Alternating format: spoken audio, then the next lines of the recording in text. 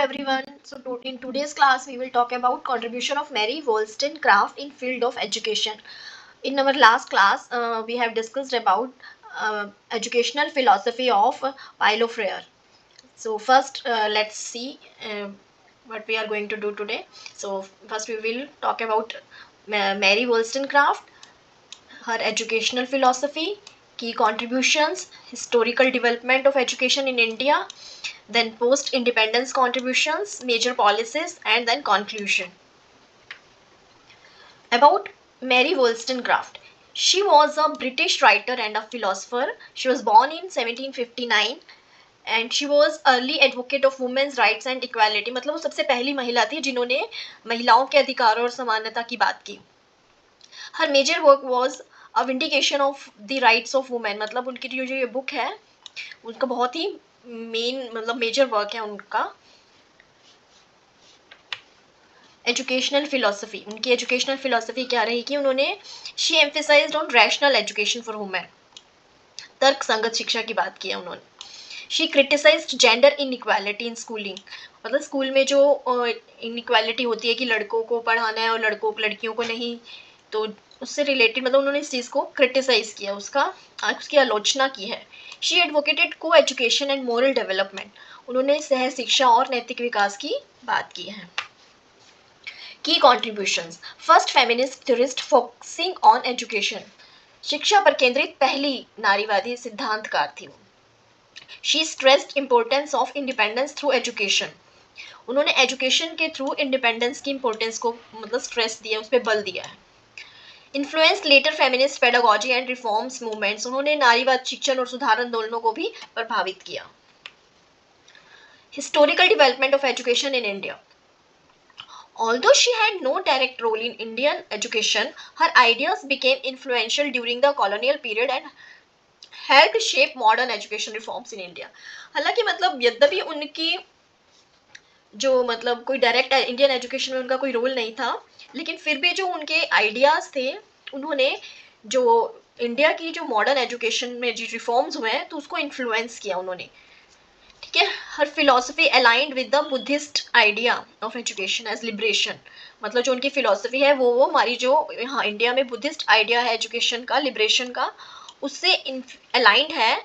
लेकिन उन्होंने इस चीज़ को और एक्सटेंड किया है कि सेम एजुकेशन या जो इंटेलेक्चुअल फ्रीडम है वो वुमेन को भी देनी चाहिए, वो वुमेन भी वो डिजर्व करती है. Wollstonecraft call for equal, secular and liberal education highlighted the gap between traditional madrasas instruction and needs of modern society. उन्होंने धर्म निरपेक्षता, उदार शिक्षा के आह्वान ने पारंपरिक मदरसा शिक्षा और आधुनिक समाज की जरूरतों के बीच में के अंतर को भी उजागर किया.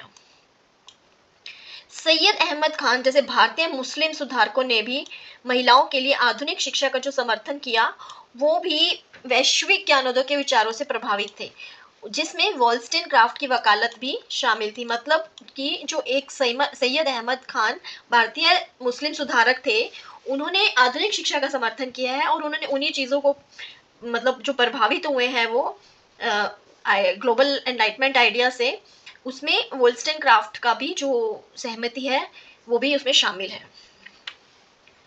Post independence contributions. Mary Wollstonecraft argued that education is a natural right of every woman, especially women who were denied learning opportunities. ठीक है. Her philosophy aligns with the India's constitution spirit of free, compulsory and equal education for all children, particularly for promoting girls' education, which was one of her primary concerns. Mary Wollstonecraft ideas are influenced modern Indian education. Her advocacy of universal, rational, and equal education supports India's constitutional commitment to free and compulsory education. Her emphasis on trained teachers and scientific curriculum aligns with the purposes of UGC, NCERT, and NCTE. Her ideas on women's higher education contributed indirectly to the expansion of higher education institutions in India, especially for women. Mary Wollstonecraft was one of the earliest advocates of women's access to higher education. मतलब higher education में भी जो चाहती थी कि women's को higher education मिले, तो सबसे पहले उन्होंने इस बारे में बात की. She argued that women must be allowed to study philosophy, science, arts just like men. मतलब men की तरह women को भी ये सब subjects पढ़ना चाहिए, philosophy, science, arts, etc. Higher education leads to greater empowerment, social participation and equality. उनके अकॉर्डिंग जो हायर एजुकेशन है वो मतलब ज़्यादा एम्पावर करती है और सोशल पार्टिसिपेशन और इक्वालिटी में.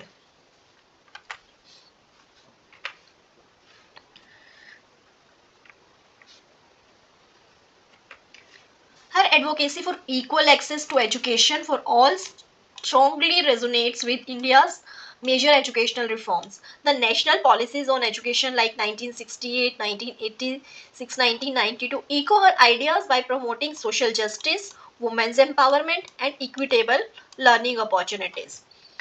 The RTE Act 2009, Right to Right to Education Act 2009, which makes education a fundamental right, reflects Wollstonecraft's core belief that education must be accessible to every child regardless of gender or social background. Similarly, the National Education Policy 2020 aligns with her vision by encouraging holistic, multidisciplinary, learner-centered education, ensuring that every learner can develop rationality, creativity, and human dignity principles central to Wollstonecraft's educational thought. मतलब कि उनके हिसाब से कि राष्ट्रीय शिक्षा नीति 2020 और समग्र बहुविषयक और शिक्षार्थी केंद्रित शिक्षा को प्रोत्साहित करके उनके दृष्टिकोण के अनुरूप यह सुनिश्चित करते हुए कि प्रत्येक विद्यार्थी को मतलब तर्क संगता, रचनात्मक और मानवीय गरिमा विकसित कर सके, ये वॉल्सटनक्राफ्ट के शैक्षिक विचारों के मूल सिद्धांत हैं.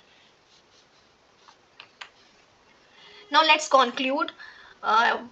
Mary Wollstonecraft educational philosophy highlights equality, rational thinking, and empowerment of all learners. Her ideas resonate with India's ongoing efforts to build an inclusive and progressive education system.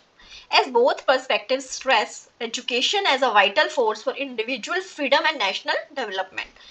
तो क्या कह सकते हैं हम कि जो मैरी वोल्सटनक्राफ्ट का शैक्षिक दर्शन समानता, तर्क संगत सोच और सभी शिक्षार्थियों के सशक्तिकरण पर जोर देता है, तो उनके विचार मतलब उनके जो ये थॉट प्रोसेस है, जो उनके विचार है, वो भारत में एक इंक्लूसिव और प्रोग्रेसिव शिक्षा मतलब प्रणाली के निर्माण के निरंतर प्रयासों के अनुरूप है.